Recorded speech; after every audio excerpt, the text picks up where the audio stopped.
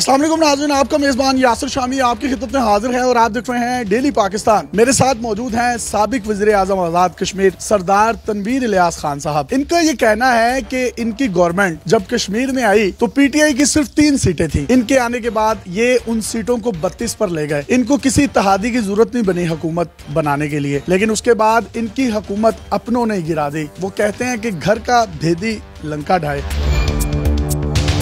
इनके मुताबिक जो घर के भेदियों में असद कैसर और परवेज खटक साहब शामिल हैं, जिन्होंने कश्मीर में आकर डेरे जमाए और उन्होंने मौका फराम किया अगयार को। परवेज खटक साहब को सिर्फ मौरूद इल्जाम ठहरा रहे हैं, आपके पास इसके कुछ सबूत भी है? जनाब हजरत परवेज खटक साहब के आने से पार्टी को बहुत बड़ी जिंक पहुंची। हजरत क्यों कह रहे हैं उन्हें? क्योंकि इस लेवल के खास मरतबे पे लोग फायद हो जाए तो उनके लिए जरूरी है कि उनके आने से पार्टी को बहुत नुकसान हुआ। हमने 12-14 इलेक्शन भुगताए थे, हमारे कभी किसी मेंबर ने एक वोट बाहर नहीं दिया। तो जब वासराय आप भेजेंगे, ऊपर से भेजेंगे, आजाद कश्मीर को आप राजवाड़ा समझेंगे, रगड़ेंगे, तो मैं ये समझता हूँ कि सियासी तौर पर नुकसान होगा। आपको लगता है कि परवेज खटक साहब को या असद कैसर साहब को इमरान खान साहब ने भेजा था? इमरान खान के पास भी 1800 किस्म के लोग होते हैं और वो बाद खुद भी चीज की ज्यादा डिटेल में नहीं जाते। किसी ने यकीनी तौर पर वहाँ पे एक लाबी मौजूद थी जो मेरे खिलाफ काम कर रही थी, लेकिन इसमें एक पैसे का बहुत बड़ा एलिमेंट भी है। मैं आपको बताऊं कि मनी लॉन्ड्रिंग, ये जो इलीगल पैसा आता है हमारे मुल्क में, इस तरह के फैक्टर से आज़ाद कश्मीर के अंदर एक अच्छा खासा जो इस्तेकाम वाला निज़ाम चल रहा था, उस निज़ाम को अदम इस्तेकाम से दोचार किया गया। ये आज़ाद कश्मीर और LOC के उस पार जो तकमील पाकिस्तान की जंग कर रहे हैं, उनके साथ बहुत बड़ी जाती है। पैसों की बात कर रहे हैं, खान साहब की सबसे बड़ी ATM जो है अलीम खान या जहांगीर तरीन साहब के बाद, या मुझे लगता है शायद उनसे भी बड़ी ATM आप थे। खान साहब को तो आपसे फायदा ही था, खान साहब आपके गवर्नमेंट को क्यों गिराएंगे? ये तो नहीं आप कह सकते कि इमरान खान ने हमारी गवर्नमेंट गिराई, लेकिन इमरान खान के दाएं बाएं बहुत सारे लोग बैठे हुए हैं, उनके बड़े इंटरेस्ट है। ATM वाली डेफिनेशन है वो, मैं उसके साथ तो शायद इत्तेफाक न करूँ। आपसे कभी खान साहब ने पैसे तलब किए हैं डायरेक्टली? पॉलिटिकल पार्टियां जो होती हैं उसके अंदर जो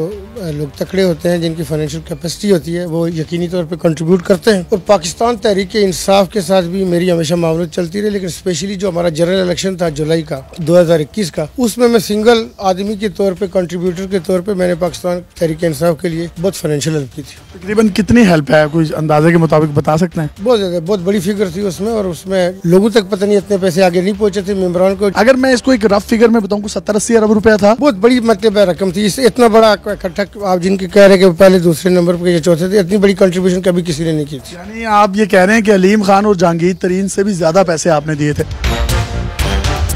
परवेज खटक साहब को कोई पैगाम देना चाहें तो आप दे सकते हैं, क्योंकि आप डायरेक्टली उन पर इल्जाम लगा रहे हैं। उनकी जो अहलिया, उनकी वफात हो गई है, तो वो इसलिए मीडिया पर ज्यादा नहीं आ सके और रिस्पॉन्स नहीं कर सके। तो आपने झगड़ा डरवाई दिया। देखिए बात ये है कि मैं ये बात कर रहा हूँ कि जिससे उन्होंने दानिस्ता किया या नादिस्ता, लेकिन पैसे का डोडियाल का एलिमेंट इसके अंदर बहुत बड़ा शामिल है। मुझे नहीं पता उन तक पहुंचे होंगे कि किस तक पहुंचे होंगे, लेकिन पैसे तो चले हैं।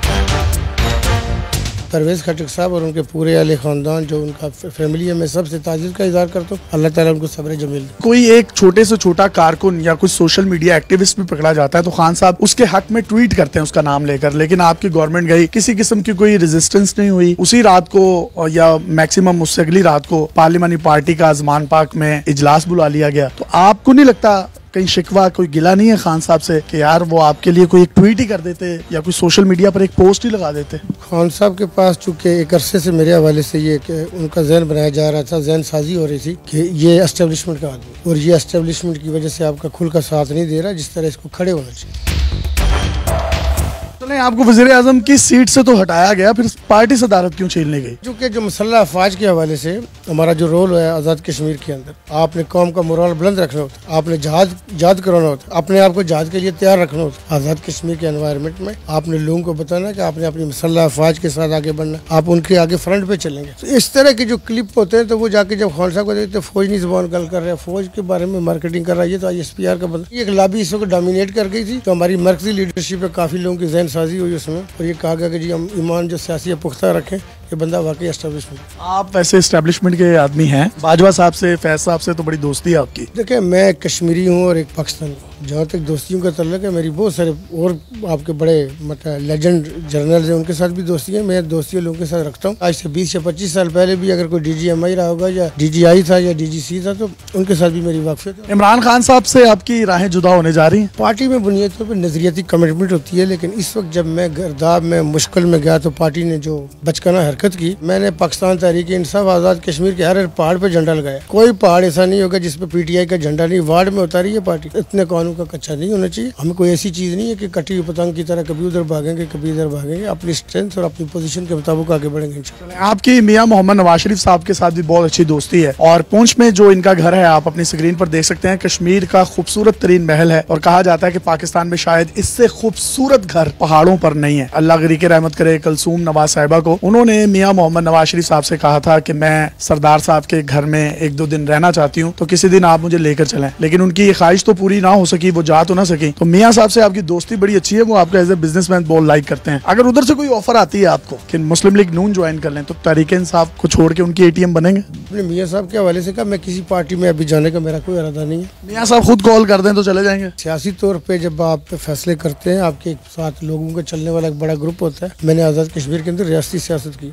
पूरी रियासत में आपका एक मशावरत होती है, अपने लोगों से आप डिस्कस करते हैं और फिर एक आदमी की इनफरादी की नहीं शमूलियत होती। मेरे साथ तो एक बहुत बड़ा फ्लीट होगा, मेम्बरान असम्बली होंगे, काउंसिल के मेम्बरान होंगे, हर तहसील हर यूनियन काउंसिल के में लोग मेरे हैं। शहबाज शरीफ साहब वज़ीर आज़म हैं, उनके गार्ड्स ने भी आपकी तौहीन की तो पार्टी उस तरीके से आपके साथ आपके पीछे नहीं खड़ी हुई। इमरान खान साहब ने तब भी इतना कोई कंडेम नहीं किया, तब भी कोई गिला शिकवा दिल में पैदा हुआ था? वो जो शहबाज शरीफ साहब के साथ था, वो हीट ऑफ द मोमेंट वापडा ने ऐसी मिसअंडरस्टैंडिंग की थी। उसके बाद हमारे तल्लुकात बहुत अच्छे हो गए। बहुत सारी हमने मीटिंग अटेंड की। वो 5 फरवरी को मुजफ्फराबाद भी तशरीफ लाए थे। कोई चीज मेरा ख्याल है न उनके दिल में होगी न मेरे में। सिविल सोसाइटी इस्लामाबाद की आज जिस तरीके से निकली, प्रेस क्लब के सामने उन्होंने एहतजाज करने का फैसला किया, तो पुलिस ने जो है उन पर भी लाठी चार्ज किया। मैं वहाँ पर खुद भी मौजूद था। उनका ये कहना था जी इन लोगों ने NOC नहीं लिया। इसमें आप कहीं ना कहीं समझते हैं कि कारकुन उस तादाद में बाहर नहीं निकल सके या पुलिस ने जो है उनको मुंतशिर कर दिया? आज चुके यहाँ पे Chinese foreign minister, Afghan foreign minister और दफा भी यहाँ पे लगी हुई है। कल से पुलिस बार बार ऐलानात भी कर रही थी। पुलिस भी अपनी ड्यूटियां करती है। दफा 144 और लोगों की डाइवर्जन तो हुई थी। लोगों को हमेशा मना करते हैं कि जी आप एजिटेशन का रास्ता न इख्तियार करें, लेकिन उसमें यह कि बाद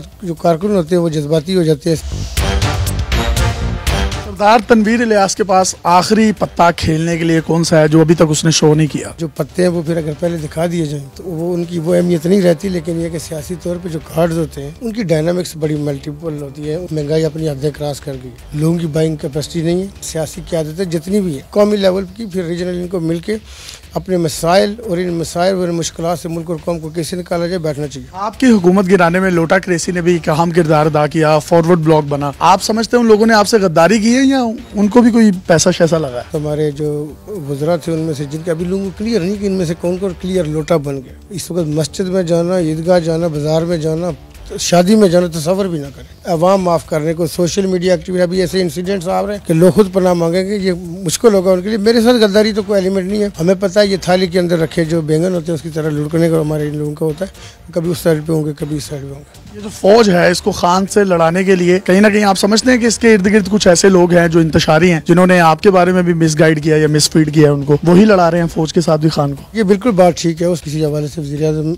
उसमें हमारी मीटिंग थी। एक मीटिंग पहले से चल रही थी। मैंने दरवाजे से देखा, खान साहब ने मुझे अंदर, हम भी बैठ गए। टॉपिक पहले से मौजूद था और उसमें फौज के हवाले से ये बात हो रही थी कि इन्होंने हमें कमज़ोर पोजीशन दी ताकि ये ज़्यादा तकड़े ना हो जाए। कमज़ोर होंगे तो हमारे कंट्रोल में रहेंगे। ये वो वहाँ पे मैंने थोड़ा सा इंटरव्यू किया और मेरी बात को खान साहब ने अप्रिशिएट भी किया। मैंने कहा जी फौज आपको बहुत अपना ये तो बहुत हाथ रख रही है, इतना किसी पॉलिटिकल पार्टी को सपोर्ट नहीं किया। कुछ काम ऐसे हैं कि जो फौज से मुताल्लिक नहीं थे, वो सियासी लोगों ने कर रहे थे, वो नहीं कर सके। हम बांग्लादेश से पीछे क्यों चले गए? हम नेपाल, भूटान और अफगानिस्तान से पीछे। तो सियासी क़यादतें ना तो जिम्मेदारी लेती हैं, और मैं आपको बताऊं कि खुद ये मोम की जो रबड़ होती है ना उसकी तरह होती है, अपने इंटरेस्ट के लिए होते रहते हैं। जब दूसरे की बात आए तो ये बड़े सियासतदान बन जाते हैं। सरदार तनवीर इलियास खान साहब ने आज़ाद कश्मीर में ऐसे कौन से 3 बड़े काम किए जिसके बाद उनके अपने लोगों ने सोचा कि गद्दारी करके इसको हटवा दिया जाए? बल्दियाती इलेक्शन 32 साल बाद आज़ाद कश्मीर में न होना, जहाँ पे जंग लड़ी जा रही है तकमील पाकिस्तान की LOC के उस पर बल्दियाती इलेक्शन का इनेकाद कि एक बंदा भी सीरियस जख्मी नहीं हुआ। ड्राई पोर्ट 32 साल से पड़ी हुई थी, ड्राई पोर्ट अभी इफ्तिताह होने के लिए रेडी थी। मैं ये समझता हूँ कि पाकिस्तान तहरीक इंसाफ की अगर किसी भी जगह पे कोई सक्सेसफुल हुकूमत थी वो आज़ाद कश्मीर में अपने कामों के हवाले से थी। जो उनके लिए फख्र हो सकता था, उनके लिए मैं ये समझता हूँ कि ताज बन सकता था, वो हमारे काम थे। फिर आप हमसे प्रॉमिस करें कि जो जो आपने प्रोजेक्ट्स किए हैं आप मुझे साथ लेके जाएंगे और हम अपनी कौम को भी दिखाएंगे। बिल्कुल आपको दिखाएंगे, आप प्रैक्टिकल आए, प्रोग्राम करें और लोगों के साथ शेयर करें। जी इंशाल्लाह जो इन्होंने काम किए हैं वो हम आपके सामने लेकर आएंगे और जितनी भी इन्होंने बातें की हैं वो गलत हैं या दुरुस्त हैं उसका फैसला आपने करना है। अपने मेज़बान यासिर शामी को इजाज़त दीजिए और देखते रहिए डेली पाकिस्तान। अल्लाह हाफ़िज़।